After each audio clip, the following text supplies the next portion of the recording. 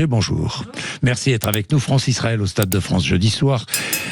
Évidemment, Emmanuel Macron y sera, on l'a dit, répété, Michel Barnier aussi, Bruno Retailleau, Nicolas Sarkozy. Quel message enverront-ils et envoient-ils en allant au match ? Ce qui serait incroyable, et ce qui a été incroyable, c'est que certains demandent l'annulation de ce match. Ce qui est incroyable, c'est qu'il y a besoin de 4000 forces de l'ordre pour sécuriser un match de foot. Tout simplement parce que Israël est l'une des deux équipes engagées dans ce match. Oui. Et ça dit beaucoup à la fois sur la montée de l'antisémitisme que toutes nos démocraties connaissent depuis le 7 octobre. On l'a vu de manière extrêmement violente et même insupportable à Amsterdam, où des personnes ont été lynchées, pourchassées parce que juifs. On a des gens qui ont dû hurler dans la rue « Je ne suis pas juif » pour espérer ne pas être lynché. C'est ça qui s'est passé quand même au cœur d'une des grandes démocraties européennes. Donc moi je pense que la France a raison évidemment de dire qu'il est hors de question que ce match n'ait pas lieu et a évidemment raison de le sécuriser. Je pense que c'est un message important que les plus hauts responsables politiques dans notre pays y aillent pour montrer à la fois leur soutien à l'équipe de France, puisque l'équipe de France est engagée, mais surtout montrer qu'évidemment jamais on ne doit faiblir sur l'antisémitisme. Aurore Berger, très bien, mais de leur côté, les autorités israéliennes déconseillent à leurs ressortissants d'assister au match. La France est-elle un pays dangereux ? Non, la France n'est pas un pays dangereux. Mais on a l'impression, en entendant ça, qu'Israël considère que la France est un pays dangereux. Je pense que ce qui se passe, c'est que vous avez eu les images que vous avez eues à Amsterdam, et donc il y a une forme de mesure de protection qui est envoyée par l'État israélien à l'égard de ses ressortissants. Malheureusement, dans toutes nos démocraties, c'est ça qu'il faut bien avoir en tête, c'est que depuis le 7 octobre, il y a quelque chose de malade dans nos démocraties, pour que, au lieu d'avoir eu un mouvement général d'empathie, alors que on a des centaines de personnes qui ont été sauvagement assassinées par des terroristes le 7 octobre en Israël, on ait eu à l'inverse une vague d'antisémitisme. C'est ça qui s'est produit. Donc ça suppose un réveil collectif, pas juste de quelques politiques. Aurore Berger, je comprends très bien ce que vous dites, mais aujourd'hui, l'empathie est-elle possible quand on voit le comportement de l'armée israélienne, quand on voit qu'au gouvernement, un ministre d'extrême droite dit avoir l'intention d'annexer la Cisjordanie ? Je pense qu'il ne faut pas mélanger les choses. Et le problème, c'est que beaucoup prospèrent sur cette confusion. On peut être mais qui l'entretient, la confusion ?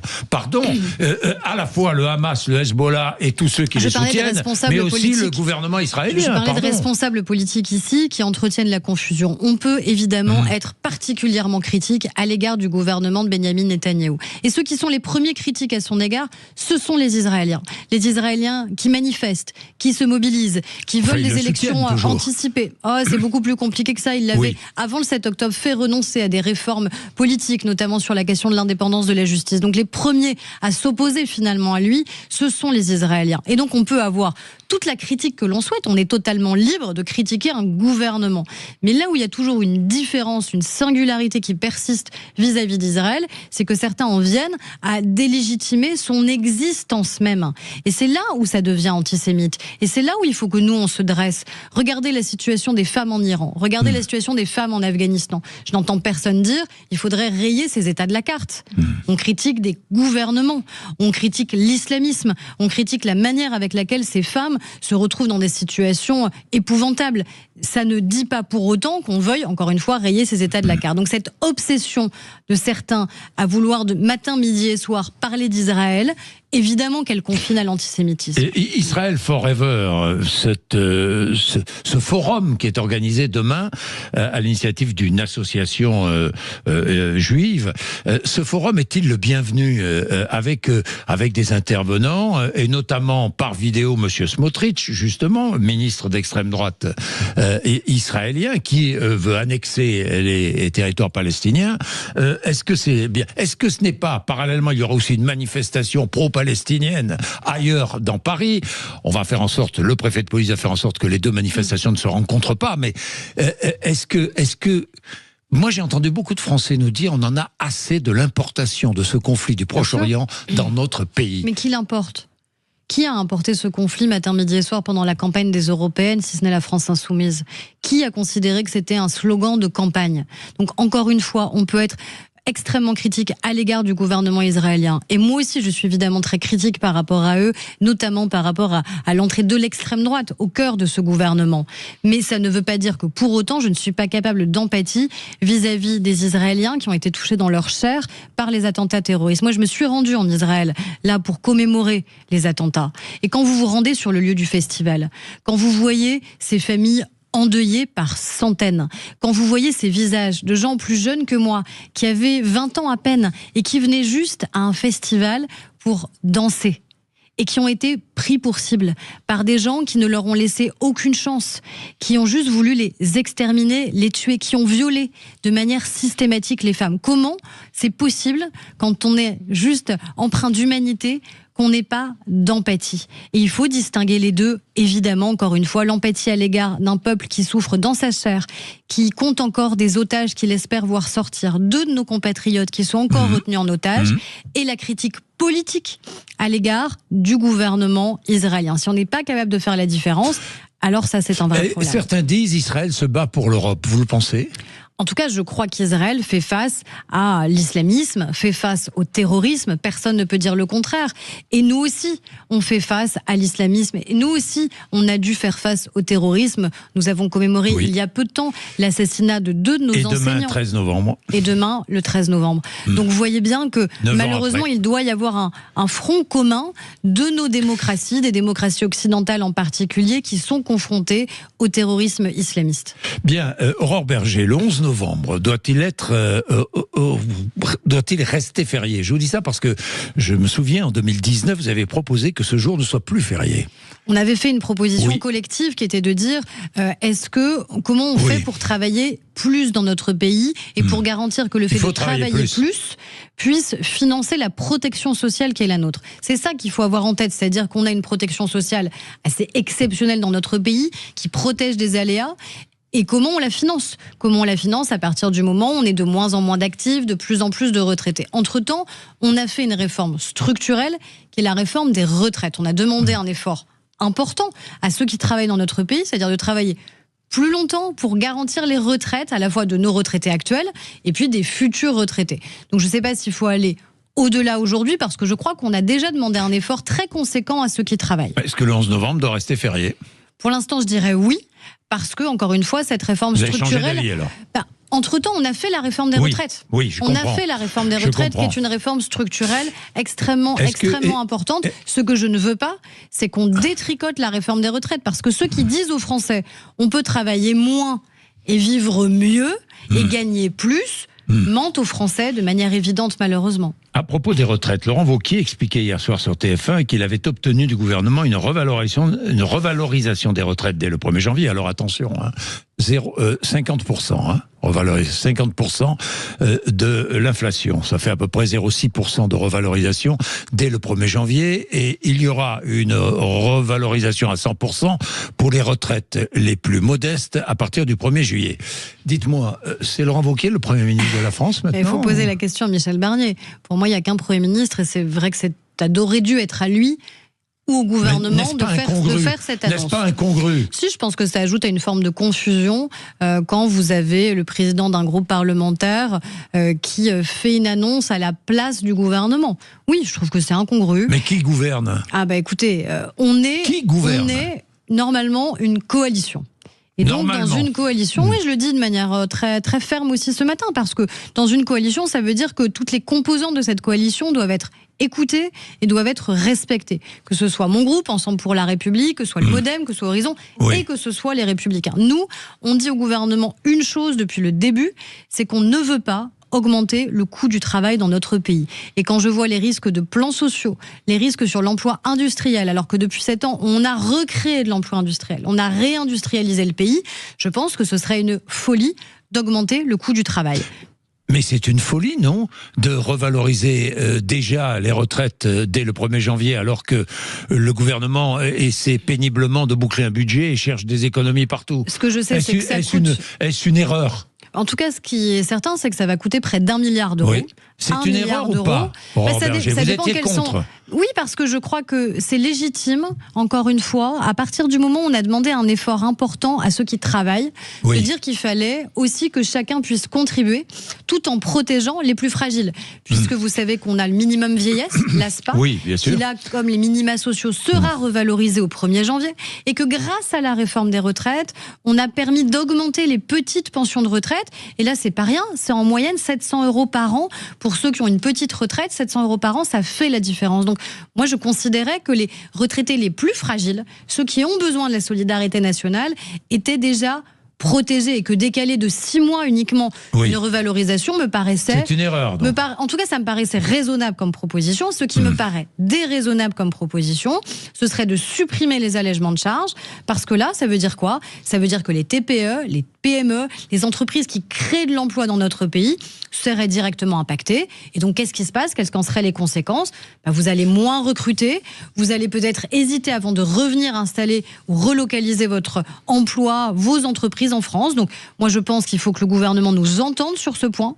On a des discussions, évidemment, quotidiennes avec le gouvernement. Vous n'avez pas le poids de Laurent Wauquiez, dites-moi. On a plus de poids. On a plus de poids que Laurent Wauquiez. Mais enfin, lui décide. Écoutez, je ne sais pas s'il décide. Il obtient, je sais qu'on a plus de poids que Laurent Wauquiez, et qu'on dit très clairement au gouvernement qu'on entend se faire respecter sur cette demande qui est la nôtre, de ne pas supprimer les allègements de charges sur l'emploi, et notamment jusqu'à l'emploi industriel. C'est aussi comme ça qu'on conditionne notre soutien dans le cadre de l'examen. C'est une condition. Mais chacun si vous n'obtenez pas cela, vous ne soutenez pas le gouvernement. Mais attendez, c'est une discussion parlementaire. Vous ne voterez pas le budget. C'est une discussion parlementaire. Donc on pose des exigences, on pose des conditions. Cette exigence, et si le gouvernement entend ne pas toucher aux allègements de charges, c'est une exigence. Oui, bien. Je vous le dis très clairement. Est-ce que si vous n'obtenez pas ce que vous voulez, vous voterez contre ce budget? Mais c'est pas un caprice de ma part ou de celle des députés du groupe. C'est qu'encore une fois, ça aura un impact sur l'emploi des Français. Oui, mais et ça aura un impact sur leur fiche de paye. Mais est-ce que ça veut dire que vous ne voterez pas? Ça peut aller jusque-là. Ça peut aller jusqu'à ne pas voter le budget si, à la fin, le coût du travail venait à être augmenté dans notre pays. Donc je crois qu'il faut qu'on continue à avoir un dialogue exigeant. Nous ne voterons pas le budget si vous ne nous écoutez pas, c'est ce que vous dites. Mais c'est ce que je dis au gouvernement, et c'est ce dont nous discuterons ce matin avec les membres du gouvernement qui seront à notre réunion de groupe parlementaire. Bien, la partie recette d'ailleurs va être soumise au vote des députés. Bon, elle sera rejetée évidemment, ça va aller au Sénat. Évidemment. On verra le résultat du vote. Moi, je serais très curieuse de savoir quand même, par exemple, le vote des députés du Rassemblement national. Parce que ce qu'il faut regarder, c'est aussi leur vote tout au long de l'examen. Ils disent matin, midi et soir aux Français, on veut pas d'augmentation de taxes, on veut pas d'augmentation d'impôts, mais enfin à la fin, ils les votent main dans la main avec la France insoumise. Ils l'ont fait de manière très récurrente tout au long de l'examen du budget. Donc on verra cet après-midi à 17h qui vote contre l'augmentation des impôts et qui vote pour. Il faut aller vite maintenant. 49.3, c'est indispensable. J'ai vu que il faut que le gouvernement utilise le 49.3. Vous savez, c'est un peu particulier de dire il faut que le gouvernement utilise le 49.3 quand on est parlementaire. Mais aujourd'hui, on est dans une situation où il y a une coalition qui soutient le gouvernement, mais qui n'est pas majoritaire. Un peu, la coalition. En tout cas, elle n'est pas structurellement majoritaire. C'est-à-dire quand vous avez face à vous et le Nouveau Front Populaire et le RN qui votent contre vous, vous êtes minoritaire. Donc ça veut dire que vous vous retrouvez régulièrement avec des alliances contre nature sur des augmentations de taxes, des augmentations d'impôts.